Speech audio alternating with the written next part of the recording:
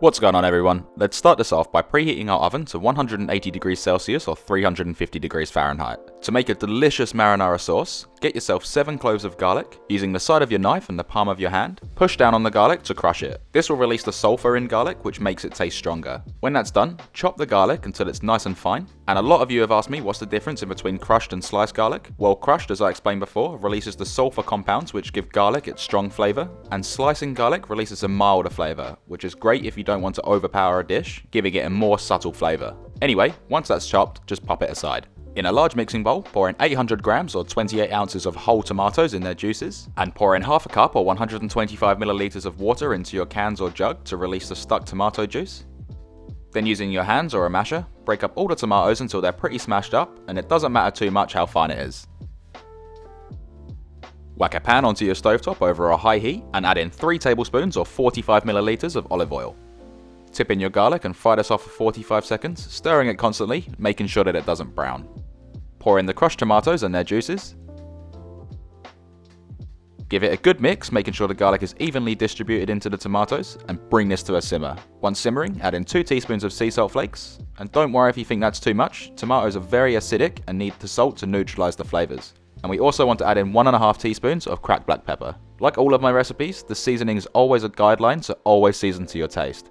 Give your sauce a stir, then add in 2 whole stems of fresh basil. The stems in basil have so much flavour, which will infuse into the sauce, and leaving the leaves on prevents having any wilted black herbs throughout our finished sauce. Reduce the heat to low and let this simmer away for 25 minutes until reduced, thick and rich. In the meantime, to make some fresh breadcrumbs, get yourself 6 slices of white bread, slice each piece into strips, rotate and dice into even-sized croutons. Chuck them into a baking tray.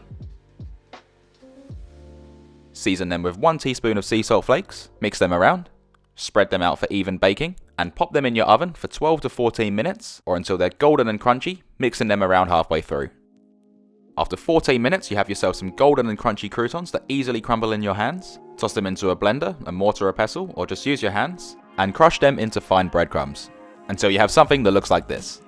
Tip them into a bowl, along with half a teaspoon of dried oregano, half a teaspoon of dried thyme, half a teaspoon of dried basil, half a teaspoon of dried rosemary, 1 teaspoon of garlic powder, 1 teaspoon of sea salt flakes, and 1 teaspoon of cracked black pepper.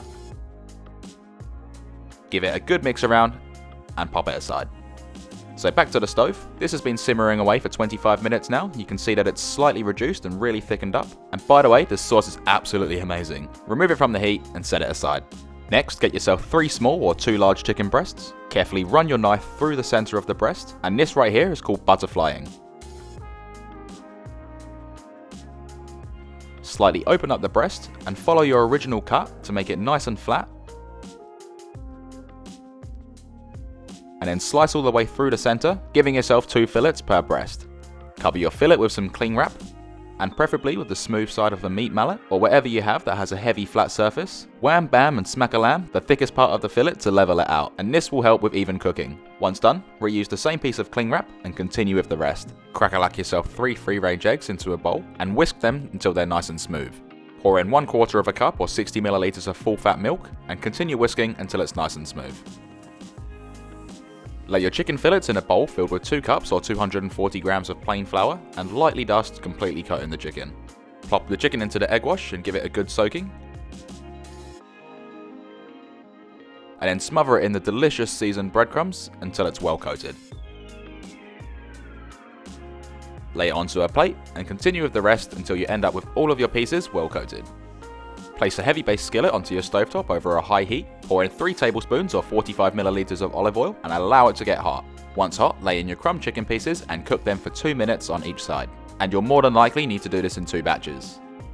After 2 minutes and the chicken is golden brown, flip it over and cook it for a further 2 minutes. Once they're golden brown, remove the chicken from the pan and repeat the process with the remaining fillets. And if your pan looks like this, just give it a wipe to avoid burnt breadcrumbs on your next batch. Lay your golden chicken into a deep baking tray. Spoon over that delicious marinara sauce, making sure to completely coat each fillet. Grate over 1/3 cup or 35 grams of fresh Parmigiana cheese. Then with no measurement, lay over as much mozzarella cheese as you'd like, just making sure to cover each fillet really well. Once all cheesed up, bake this in your oven for 18 to 20 minutes or until the cheese is deeply golden brown. Then how good does that look? Serve these up onto your desired plates.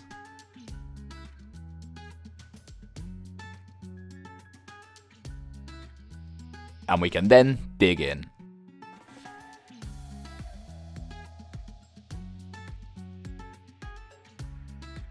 I don't even have any words to describe how tasty that is. The chicken is so juicy, the breadcrumbs give you a great crunchy texture and flavour, that marinara sauce is out of this world good, and that cheese blend tops this all off with such great flavour, making you go back for more. This recipe serves 4 to 6 people. It can easily be halved, doubled, tripled and so on. These can be placed in the fridge for up to 2 days. However, they will be slightly soggy, but you can reheat them in the oven for 15 minutes to get that cheese melting again. And sorry to say, I wouldn't recommend freezing these. I really hope you enjoyed this video. If you did, make sure you smash that like button for the YouTube algorithm and to help my channel grow, and consider subscribing for hundreds of more fantastic recipes. Thanks for watching everyone, stay safe and enjoy.